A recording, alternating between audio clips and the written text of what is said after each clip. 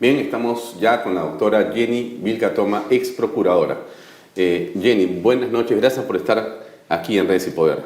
Gracias por la invitación, es un honor para mí. Jenny, para comenzar, solamente para conocimiento de algunas personas que quizás no sepan, ¿tú eres de qué parte del Perú? Yo soy ayacuchana, de Huamanga. ¿Tú has estudiado tu carrera universitaria allá o en Lima? Yo he estudiado en el Colegio María Auxiliadora, el Salesiano en Ayacucho. He estudiado en la Universidad San Cristóbal de Huamanga toda mi carrera de Derecho. Y mis estudios posteriores los he hecho en diferentes lugares en Lima, en los diferentes lugares donde me he encontrado laborando.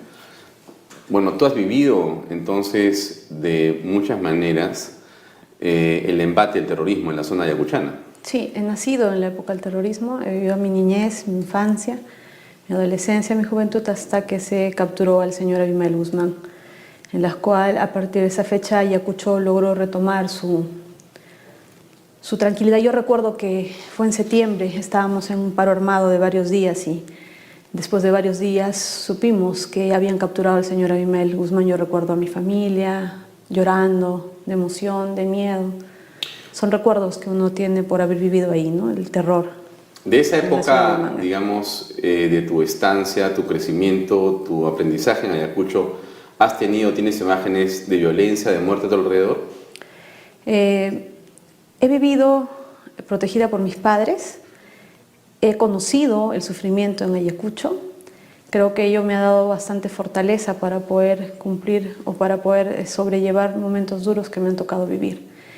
Posteriormente sí he estado cerca de la muerte al conocer al señor Ezequiel Nolasco y al tenerlo vivo ante mis ojos en mi despacho cuando era fiscal en el caso de la Centralita en Chimbote, a quien lo vi llorar de miedo, de terror, a quien lo amenazaron en mi presencia de venir a matarlo a la fiscalía si es que seguía declarando, y de ver cómo los sicarios vinieron a la fiscalía y si no entraron fue porque yo había llamado a la policía. Y bueno, definitivamente su asesinato en forma posterior marcó mi vida, pues después de mis recuerdos en el año 2012, el 19 de octubre, que fue el día en que yo lo conocí, siempre me quedó en la mente la preocupación por que ese hombre no fuera asesinado, ¿no? Yo recuerdo que a veces contaba meses y decía, ¿no? Y me alegraba a lo lejos que el señor estuviera vivo.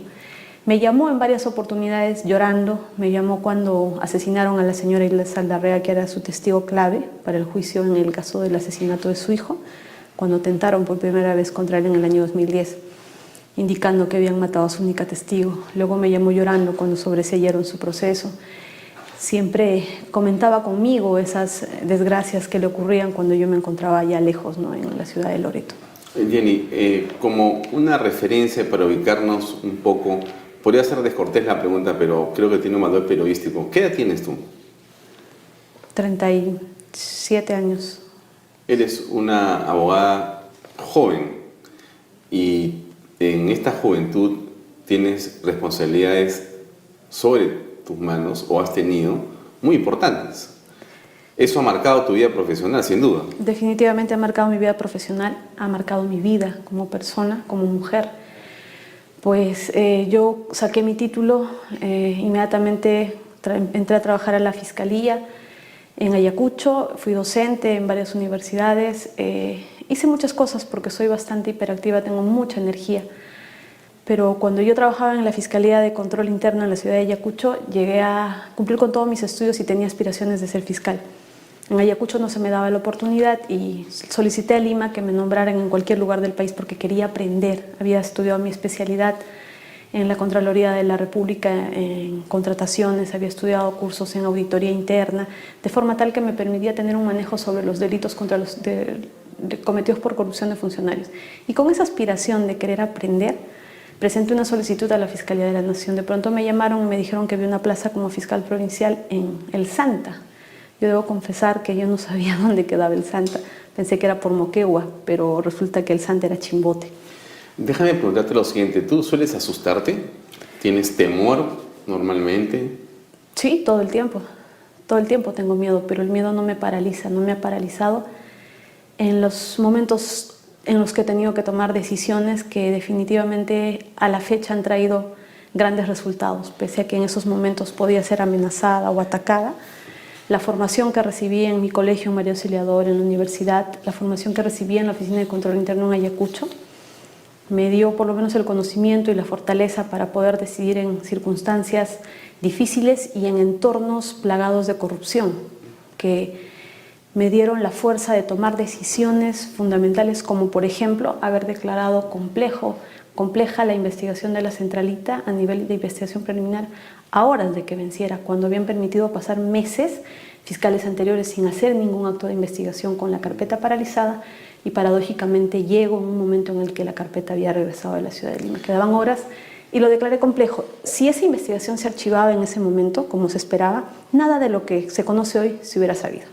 Ahora, tú, con tu juventud, has tomado una decisión singular, que es enfrentarte al poder, ¿no? Has tenido un entredicho con el ministro, has tenido un entredicho, que era en ese momento el doctor Figalo, has tenido un entredicho con el presidente de la República, porque te has enfrentado criticando la posición de él, contra la Contraloría de la República también has tenido un entredicho ahí públicamente. He reclamado derechos.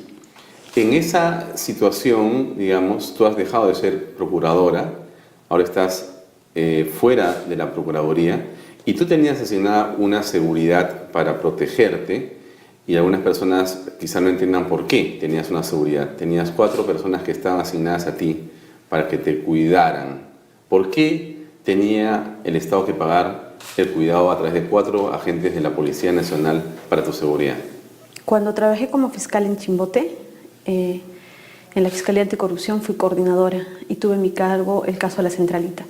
Cuando llevé esta investigación y otras que estaban archivándose ilegalmente y yo las ampliaba, las impedía esos archivos, empecé a recibir amenazas de muerte, telefónicas, de mensajes, persecución. Yo dormía todas las noches en casas diferentes por las reiteradas amenazas que habían en mi contra.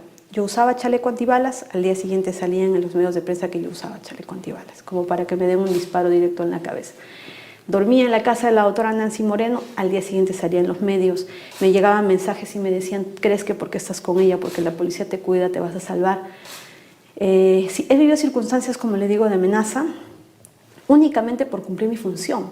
O sea, yo no estaba haciendo nada extraordinario más que cumplir mi función, pero lo extraordinario nacía por la zona, porque nadie hacía actos de investigación, nadie impulsaba como debía esa investigación y muchas otras, porque no solo he visto esa investigación, sino otras emblemáticas y de recursos millonarios que han sido mal utilizados.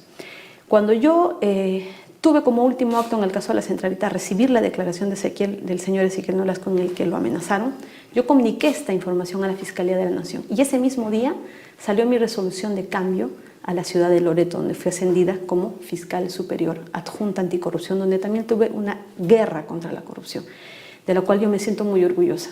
O sea, tú eres una persona que ha estado siguiendo a los corruptos en diferentes partes del Perú y has metido a la cárcel a algunas personas. Por supuesto, muchísimas. Como fiscal. 5 personas, 6 personas, 8.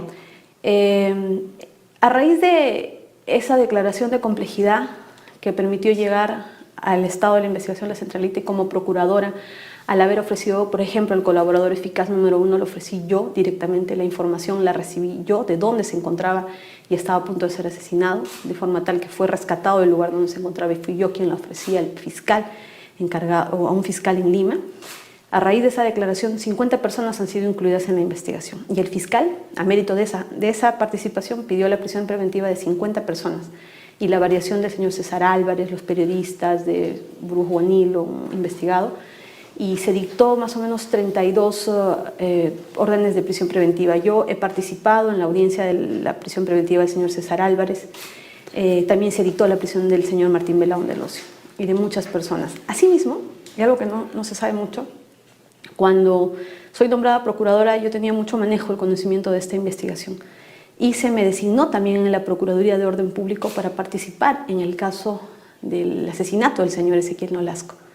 Pude participar con ellos ayudando, ¿no?, con lo que conocía para que pudieran tener, digamos, una participación los procuradores de orden público en esos meses, ¿no?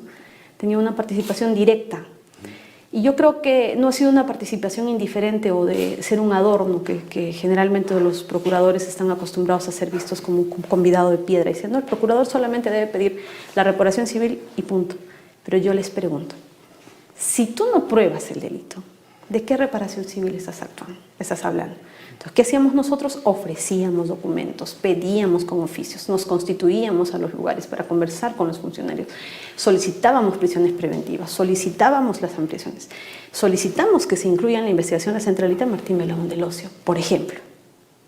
Jenny, y entonces, ¿por qué es que tú tenías que tener esta seguridad tan importante de 4 efectivos? Después del asesinato del señor Ezequiel Nolasco en marzo y desde el momento en que vuelvo a entrar al caso de la centralita ya como procuradora, teniendo los antecedentes de las amenazas, obviamente en la gestión del doctor Walter Alban, desde el primer momento, en una reunión multidisciplinaria donde estaban sus asesores, el mismo ministro Daniel Figueroa, decidieron que yo debía tener resguardo policial desde el primer día, pero no por mi condición de procuradora, sino porque mi condición de riesgo venía desde el año 2012. Iba a entrar a luchar contra este tema, pero tenía que tener ese mínimo de garantía. Y por ello es que yo he seguido recibiendo el resguardo policial. ¿Y por qué es que te la han retirado? Es una arbitrariedad, es una irregularidad, es un golpe del gobierno que se materializa como para dar, además de un mensaje a todo aquel que se quiere atrever a denunciar.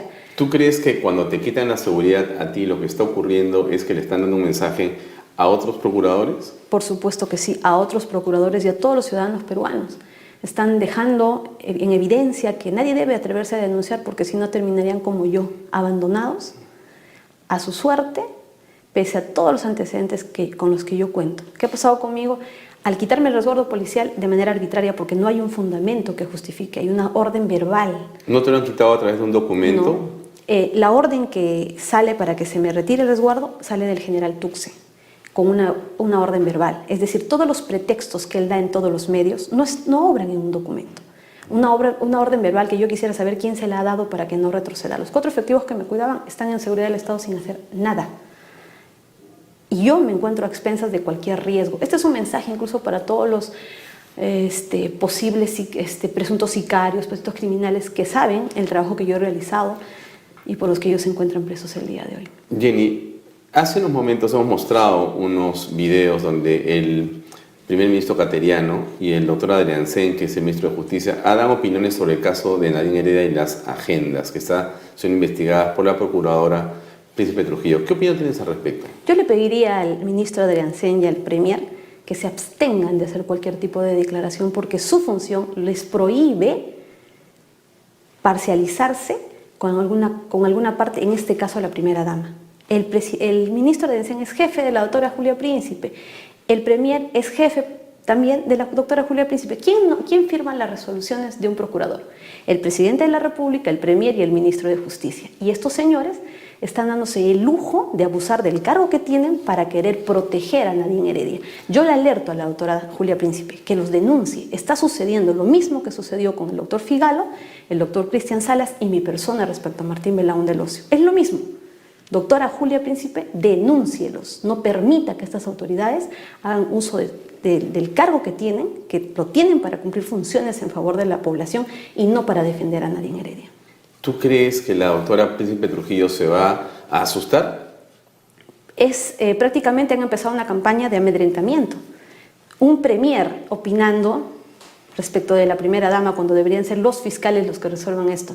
Quien es competente para emitir cualquier pronunciamiento es la doctora Julia Príncipe, ni siquiera el ministro de Ancén, pero lo están haciendo. Igual que con Martín Belaúnde del Ocio en la época de la posible colaboración eficaz. Ellos no pueden emitir, deben ser denunciados por esas acciones que están realizando. Del mismo modo, vemos al señor Otárola. Es increíble cómo puede atreverse a hacer ese tipo de pronunciamientos cuando esta funcionaria lo único que está haciendo es cumplir con su deber.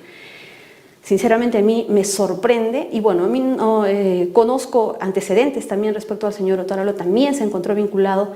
Ahora viendo la televisión recuerdo mucho en la última oportunidad que estuve en el penal de Piedras Gordas y vi al señor César Álvarez que había perdido 30 kilos y me indignaba ver cómo sobre él sí caía todo el peso de la ley, todos hacíamos todo, pero contra Martín Belaúnde del Ocio ni la mirada le podíamos poner. Y yo recuerdo que el señor César Álvarez me reclamó directamente y me dijo, doctora, ¿debe ser igual para todos o no? Por supuesto, le dije, señor, para todos es igual, ¿no? Y Freddy Otárola, que también estaba en la centralita, ¿por qué él no está implicado en toda esta investigación? ¿Por qué no? Me lo reclamó en presencia de su abogado, en presencia del fiscal, en presencia del doctor Hugo Laurentes Jara. ¿Cuándo fue eso? El 27 de noviembre aproximadamente, en el penal de Piedras Gordas, en la última declaración del señor César Álvarez. Bien, Jenny, tenemos que terminar. ¿Tienes fe en la justicia a pesar de todo esto? Hay un guayno que canta Martina Portocarrero, falsía. Dicen que justicia no hay en la tierra y estoy llegando a creer en ello, pues he denunciado tantas cosas, he denunciado hechos gravísimos que no son atendidos ni por el Ministerio Público ni por las autoridades competentes. Por el contrario, se ha desatado toda una persecución contra mi persona. Me quitan el resguardo. El viernes también soy notificada por el Consejo de Defensa Jurídica del Estado que reactiva una investigación en la cual he planteado una nulidad en la que no se pronuncian, pero sin embargo ya me están convocando a una audiencia. ¿Quiénes son los integrantes? Procuradores públicos de diferentes instituciones como el doctor Cosa Valente, procurador de la PCM. No sé qué pretenden. Callarme no lo van a lograr. ¿Tú lloras con frecuencia? Difícilmente he llorado en todo este tiempo. Sí he sufrido mucho, pero me he mantenido firme. Sin embargo, desde el momento en el que me han retirado el resguardo, me siento golpeada por la injusticia, por la arbitrariedad y lamentablemente sí me encuentro en una situación muy sensible de temor, de terror, porque tengo que caminar, tengo que salir a trabajar de manera expuesta. Lo único que he hecho yo es luchar por mi país y de esta manera soy castigada de los que ejercen el poder en este momento. Pero yo siento por momentos que nadie me escucha, que nadie me apoya, pero este gobierno va a tener que responder a instancias internacionales sobre lo que están haciendo conmigo. Yo no voy a parar. Voy a cursarle cartas a los 120 congresistas, a la Defensoría del Pueblo, al mismo presidente Ollanta Humala, para que adopte acciones en mi favor como ciudadana peruana. A la misma señora Nadine Heredia le voy a cursar una carta. Yo quisiera preguntarle al señor Ollanta Humala qué sintió en Chimbote cuando le cayó a la arena, pese a todo el resguardo policial que tenía. Es terrible sentirse tocado, señor. Es terrible. Muy bien, Jenny, gracias por tu testimonio, muy amable. Gracias.